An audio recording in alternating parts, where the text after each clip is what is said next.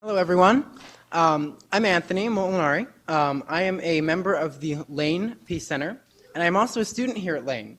In addition to all that, I also work with the Lane Community College chapter of Osberg. I'm here to introduce our first speaker, John Symes. John Symes is the leader of the Pachamama Alliance's Awaken the Dreamer training that is designed to inspire people to be environmentally sustainable and socially just. And without further ado, I'd like to welcome him up here to speak. Thank you.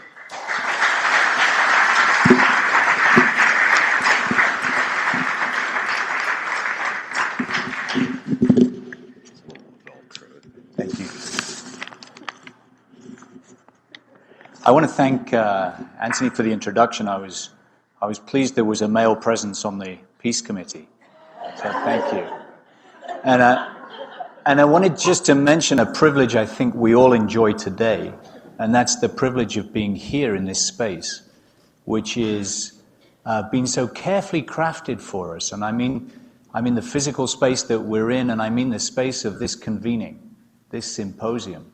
And so thank you to all that have been involved in creating the building, holding it, stewarding it. We can feel how beautiful it is. Thank you to everybody who envisioned this Peace Symposium these couple of days and who brought their efforts, their hands, their voices into the creation of it. My job, I think, is just to tell a couple of stories that help create a context, help create some inspiration for the process of awakening from the dream and moving into action. And you know, stories sometimes have the ability to reorganize us, and we need reorganizing. So I hope that a couple of stories will move us on our way. And the first of them would actually start with the heartbeat we were hearing. The first of the stories I would tell you would be a heartbeat that began, we think, 13.7 billion years ago. And in the unimaginable space of nothing, an explosion, a flaring forth that gave rise to everything we know, all the energy, all the matter, everything around us in consciousness or in matter, came out of that moment. And in the years that followed, we must imagine the birth of stars, the death of stars, the recycling that went on there that created all of the elements we see around us in the natural world and that are inside of our bodies, each of us. And we know that as that happened, that galaxies were born. And a particular galaxy we refer to as the Milky Way span off into the further reaches of the universe, and in a quiet corner there, a sun burst into life 4.5 billion years ago. The sun that we see today. And in the dust that orbited that sun, some planets formed. One of them blessed to be just the right distance from the sun to have the warmth it needed to foster life. And here we are in the middle of the amazing experiment of life on planet Earth. And so we imagine as life arose first in tiny single-celled forms, and then forms that have fins or hooves or feathers, forms that slither and burrow and fly, forms that stand and wave in the wind or flow downhill. Here we are. And the bipeds, thank you, we stood as bipeds, didn't we? And listened to the music. As bipeds, we found ourselves coming upright in this world, but recognizing even though we had that capacity and the ability to create fire, we still knew our place in the circle of life. We still knew our place in the circle of life, and the dream we lived within was a dream of interconnection and interbeing. And then somewhere, somehow, we don't know, a split happened. We as the human family, or at least some of the human family, stepped away from that circle. Something was ruptured. Something was separated in that moment. And we know that there are peoples who never left that dream. And there are peoples that did. And we're perhaps, most of us identify as being amongst the people that left that dream.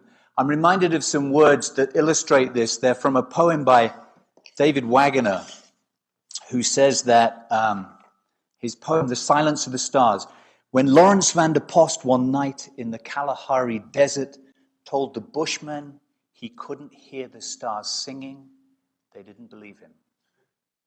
They looked at him half smiling. They examined his face to see if he was joking or deceiving them. Then two of these small men who plant nothing, who have almost nothing to hunt, who live on almost nothing and with no one but themselves, they led him away from the crackling fire and stood with him under the night sky and listened. One of them whispered, "Do you not hear them now?" And Van der Post listened, not wanting to disbelieve, but had to answer no.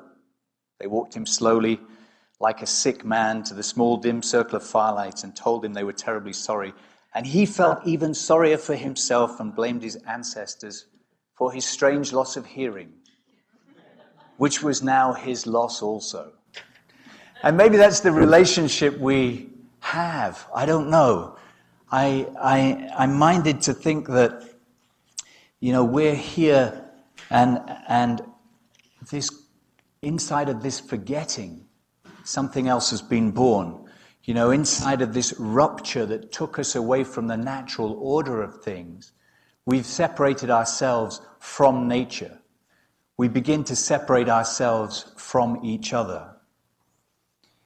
And we know the root of the word rupture is in the word corruption. Corruption is an utter break, a complete break with something. And so maybe now we see as we almost completely sever our connection from the natural world. In this corrupted dream, we see that the way we live now is actually an entirely predictable outcome of separation.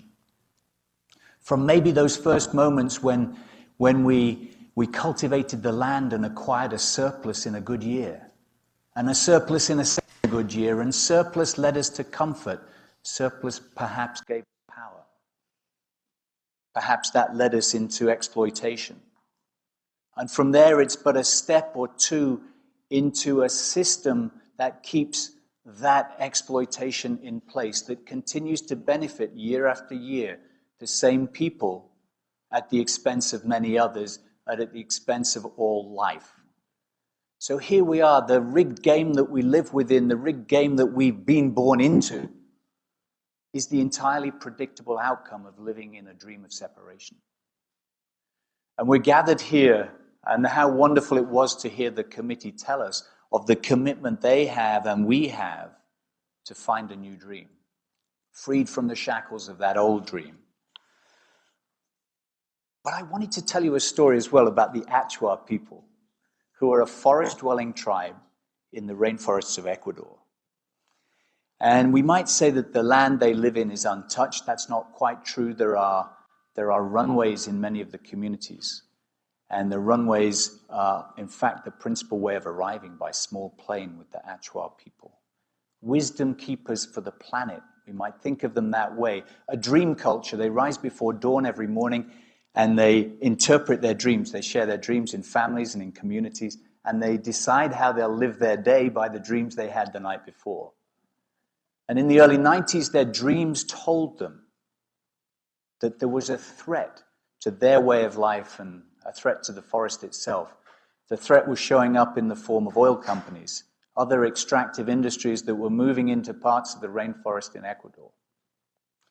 Now, the Achua are a warrior people, used to fighting. So it was strange that they heard in their dreams the suggestion they should reach out and make partnership with the world that was coming towards them, and that's what they did. And they reached out in various ways, including in their dreams.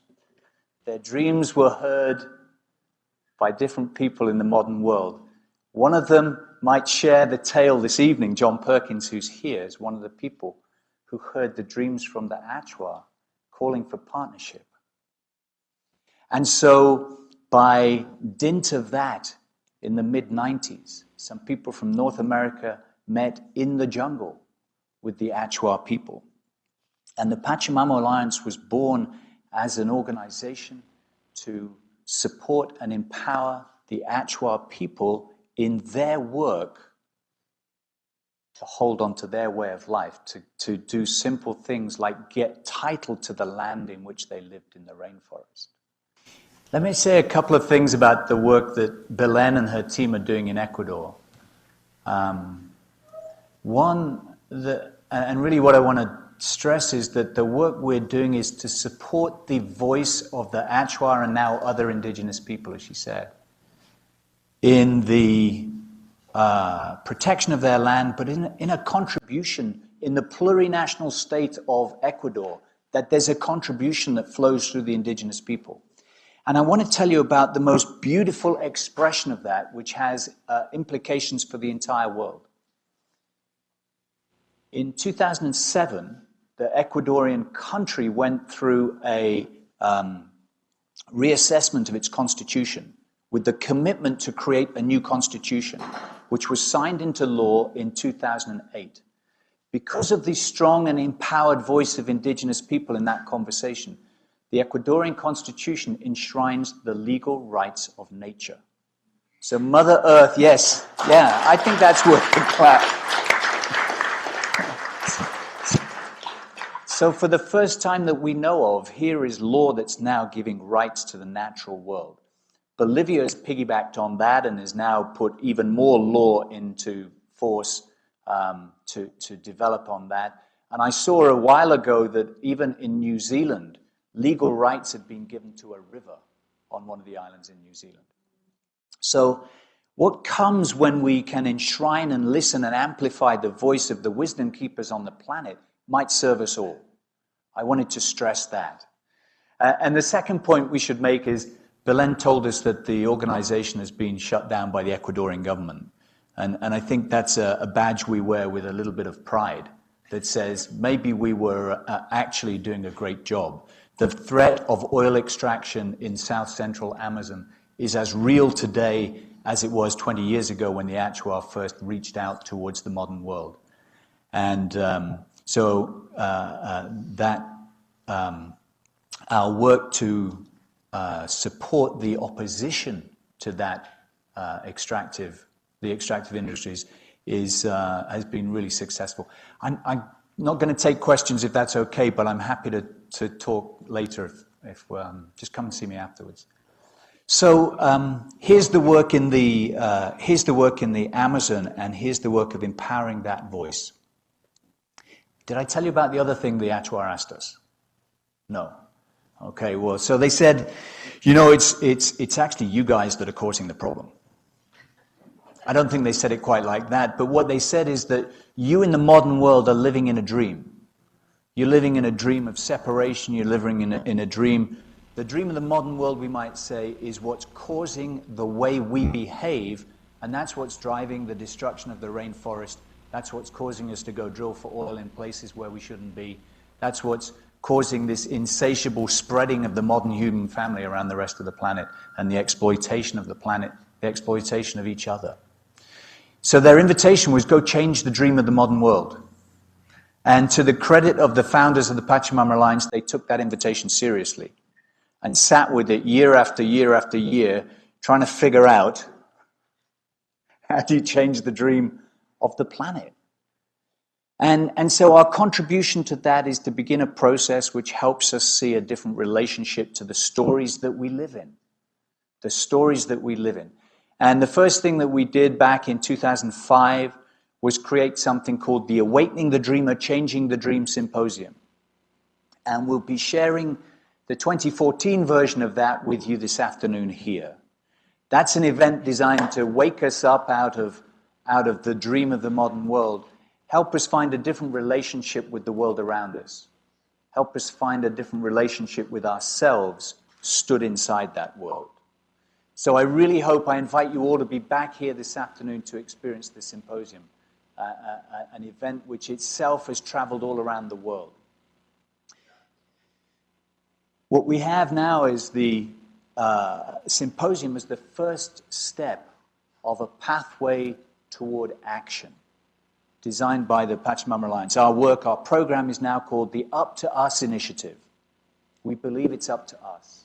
We believe it's up to us, you and me, all of us, people everywhere, to be a voice for a future, we say a future that's environmentally sustainable and spiritually fulfilling and socially just. So we know that waking up into that vision being a real possibility and into our finding a role within that is the work we need to do individually and collectively. And then we know that it's important to continue our education. What is it that we can learn that has us really see how the world around us is constructed, how the rigged game is constructed? What is it for us to do to find a role to help live in a new way, find a new dream, live in a new dream? So we have an education piece in the Up to Us pathway. And then we're encouraging action. We're encouraging people to come together with other like-minded people and find forms of action. Whatever form of action it will be that will help move us towards that sustainable, just, and peaceful future. So there's the Up to Us pathway, which we've laid out, and that's our contribution. And I'm excited, actually, that this is the work, if you will, of building a critical mass of people. It's the work of bringing together enough citizen voice and enough citizen muscle that the will of the people is reflected in our collective actions. And so it's important when we think about that we think about where are the places where we can most urgently take our energy right now. And in the analysis of this organization, we think there are two movements for people to support, particularly here in the US, particularly right now. And they are the movement to do something to avert the climate catastrophe which we're heading towards. So we know that that's important work to do. And we're encouraging people to bring their energy towards averting that and to working specifically with the Citizens Climate Lobby. And they're a partner organization of ours in that. But the other partner organization that we have is in the realm of representative democracy, and that organization is Move to Amend. And so it's a great thrill that, yeah, thank you. It's a great thrill that Stan invited us to work together with Move to Amend in the creation of these 2 days. So here we are with representatives of Move to Amend, and the importance there is that we know that if we don't take action to reform the way in which our wishes are reflected in government, that none of the issues that we care about will make progress. We have a log jam in Washington, and it's time to deal with that. That's an issue for this country. It's an issue for the world. Yeah, thank you.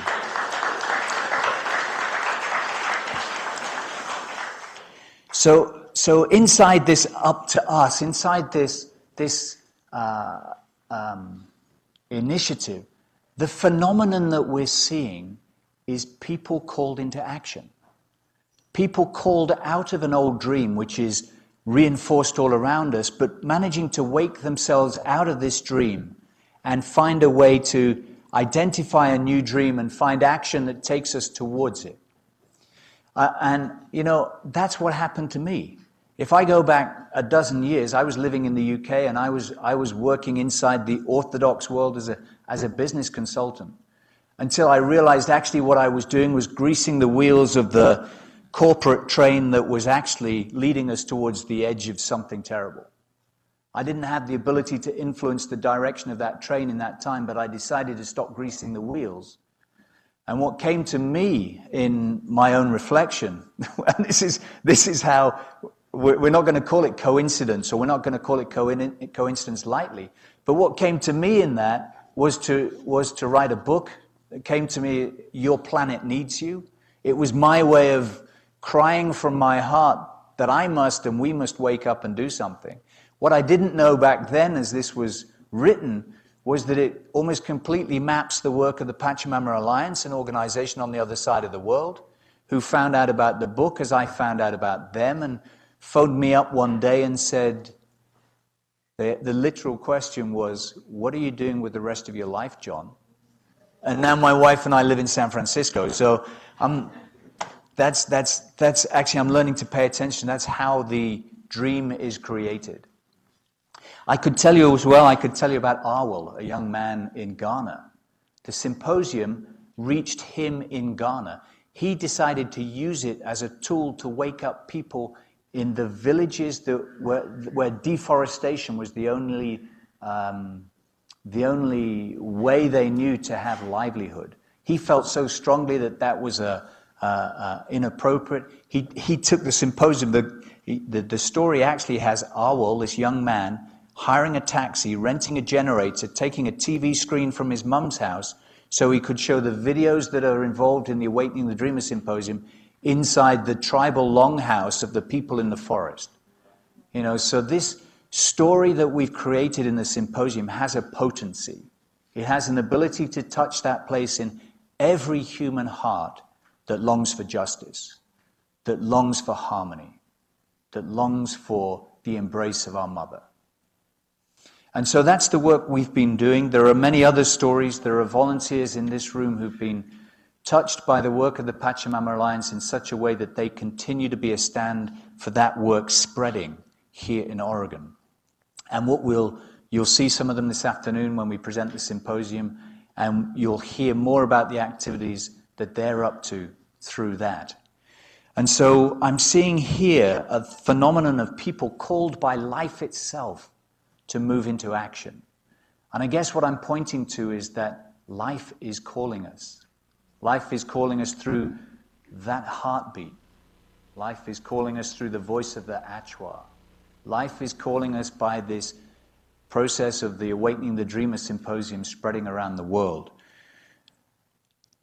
People are rising up into a new expression of themselves, and I'm curious what's rising up in you here in this room as you gather to consider how we awaken from the dream and move into action. The common thread in all these stories, I think, is uprising. An uprising for me is this beautiful, natural expression of life finding form in the world. Each of us, as we experience life flowing through us, can express it in the gorgeous diversity of the way the human family can find and express beauty.